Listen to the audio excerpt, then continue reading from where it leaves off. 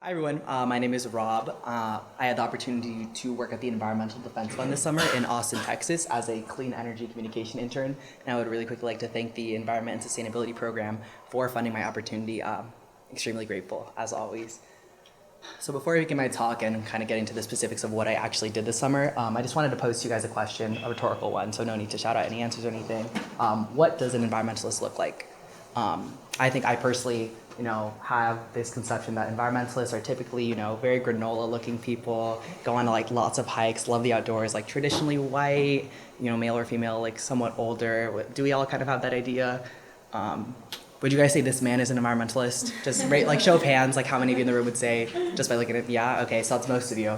Yeah, right. He has a green button up, nice white beard, probably strokes it while he's looking over the lake. Like he's out in nature, very granola.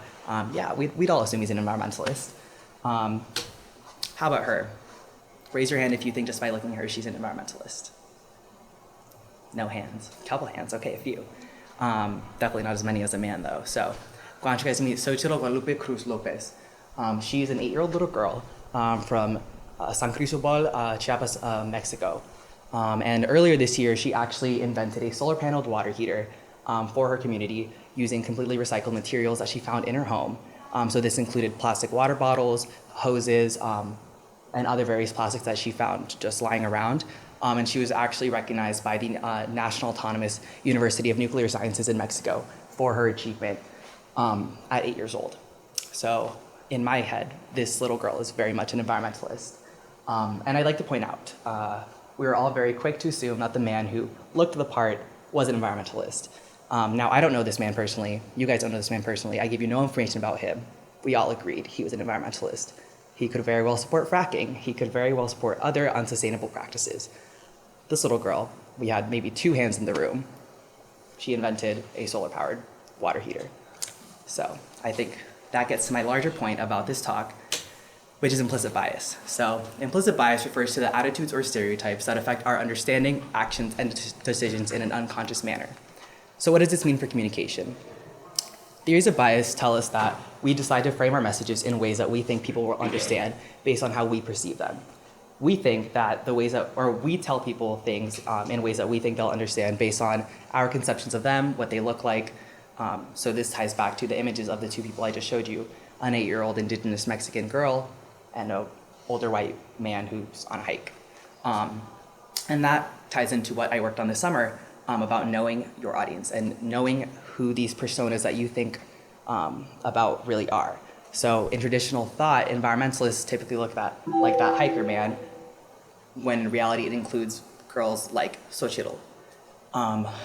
And so I want to introduce you guys a concept that I worked on a lot over the summer revolving the oil and gas industry. And so I have one more person for you to meet.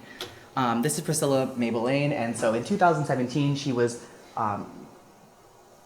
indicted as the first Black female CEO of BP, which is an international oil and gas company headed in the United Kingdom. And so Priscilla oversees all of the operations for BP in Africa. And kind of when this story broke, it was a major shift in the industry because traditionally oil and gas has been very white male dominated. In the recent decades, it's become a lot more diverse with incorporation of women, but surely not women of color. And she was the first of her kind to be in this role. And so that gets into the work that I performed at the EDF this summer, which was the development of audience profiles. So for those of you who don't know, audience profiles are a communication tool used to target specific audiences like oil and gas executives. So in traditional ways of thinking, oil and gas executives, white, probably male, older, but Priscilla does not fit that mold, obviously. And so the EDF really wanted me to work on these audience profiles in order to be able to target messaging to people like her and to more specific members of these audiences. And so with that, I was tasked with working on an upcoming global campaign focused on the oil and gas industry and help set harder sustainability initiatives so that we can meet the bend the curve goal that EDF has set by 2030 and then a reduction by 2050. And so these are the 6 personas that I was tasked to develop personas for that were specifically targeted by this upcoming campaign. And so that was executives, service companies, entrepreneurs, investors, big tech companies like Google and Apple, as well as moderate NGOs like the World Resources Institute and others of its kind. And so just a little bit of background on my development of the profiles. I began with my research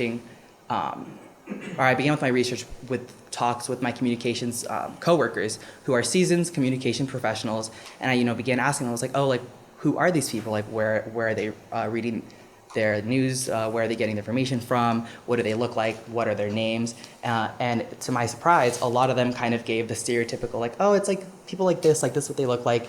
I'd imagine they go to like Wall Street Journal, like, very stereotypical, like this is who they are, right? But as we saw with Priscilla, like, that's not always the case. And so it was surprising to me to learn that communication professionals are also victims of implicit bias, as we all are. And so that's kind of what these audience profiles sought to ameliorate. So here you can see just a high-level takeaway. You can read that for yourself of one of my audience profiles. This one is specifically for oil and gas industry executives, but I have a very similar one for each of the personas.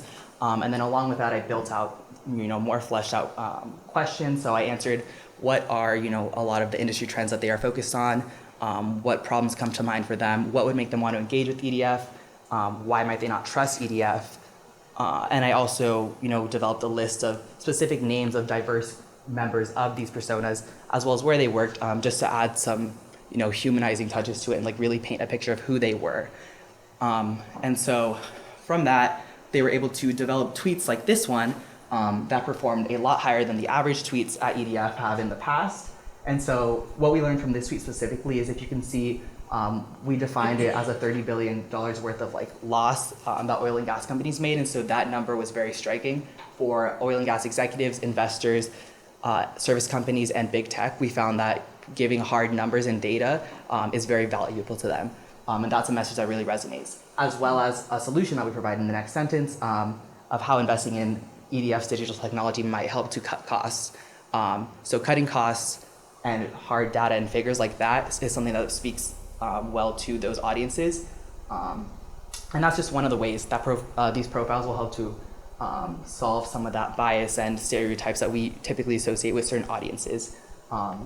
And so the goal for EDF is to continue building upon these profiles. I left them with a research plan of how I did my own profiles, so that for upcoming campaigns that are going to target different audiences, they're able to do that themselves and have more effective tweets to send messages more effectively that will help to promote their content better, because we all want the oil and gas industry to become more sustainable. And this speaks to my larger point that, as humans, we all just want to be understood. And so to do that, we should take the time to get to know one another and to really understand how we all think and how we all feel. Thank you.